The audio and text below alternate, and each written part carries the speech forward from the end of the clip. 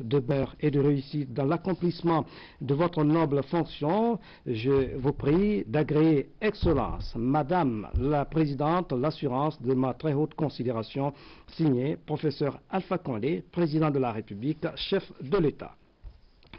Cet autre message à Sa Majesté Mohamed VI, roi du Maroc, Rabat. À l'occasion de la commémoration du 13e anniversaire de votre intronisation, il m'est particulièrement agréable de vous exprimer au nom du peuple et du gouvernement guinéen nos très vives et chaleureuses félicitations.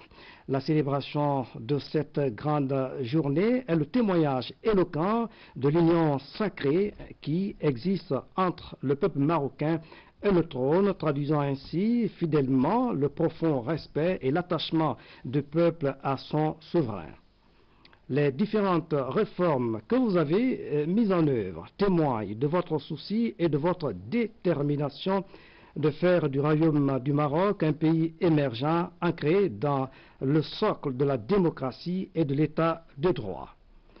Tout en vous félicitant pour ces actions de grande portée, je puis vous assurer, Majesté, de ma ferme détermination d'œuvrer davantage avec vous au renforcement et à la diversification des relations privilégiées d'amitié et de fraternité, de solidarité, de coopération féconde existant entre nos deux pays. En cette heureuse circonstance, permettez-moi d'adresser mes meilleurs vœux de santé, de bonheur et de succès à votre Majesté et ceux de prospérité à tout le peuple marocain. Veuillez agréer, Majesté, l'assurance renouvelée de ma très haute considération, signé Professeur Alpha Condé, Président de la République. Le mois de juillet, mois des grandes pluies, a causé d'énormes dégâts aux populations des quartiers de Conakry, surtout celles qui occupent les bordures de mer, en violation flagrante des règles élémentaires du code de l'urbanisme. Il a plu, et même trop à Conakry, provoquant des dégâts importants dans les quartiers de la capitale, les pluies sur la tête, les pieds dans l'eau. C'est un commentaire signé Mamadouya. Qu'il pleuve des cordes sur Conakry, cela reste dans le cours normal des choses, de la météo dirais-je. De ce point de vue, c'est plutôt le contraire qui aurait été inadmissible, car dans l'image bien établie, notre capitale serait inconcevable sans ces averses saisonnières. Tonnerre, même les déficits pluviométriques constatés ces dernières années n'ont pu démentir cette réputation que beaucoup de pays nous envient. Et la saison qui suit son cours s'inscrit abondamment dans cette logique, avec une météo particulièrement démontée depuis pratiquement le début du mois de juillet.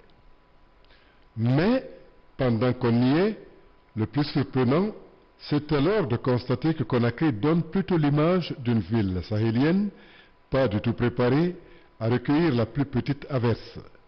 Ainsi donc, qu'il pleuve ou qu'il vente, bon an mal an, nous voilà livrés à la furie des éléments sans trop savoir comment s'y prendre.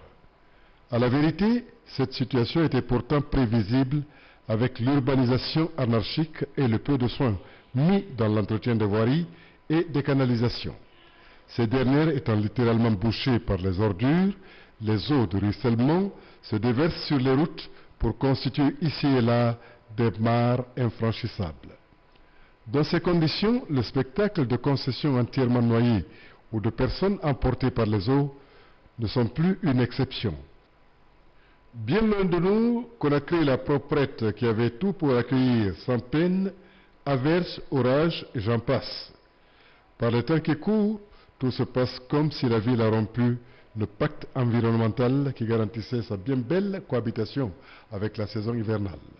En conséquence, il revient à ces millions de citoyens de payer un lourd tribut des causes qui étaient bien connues de tous.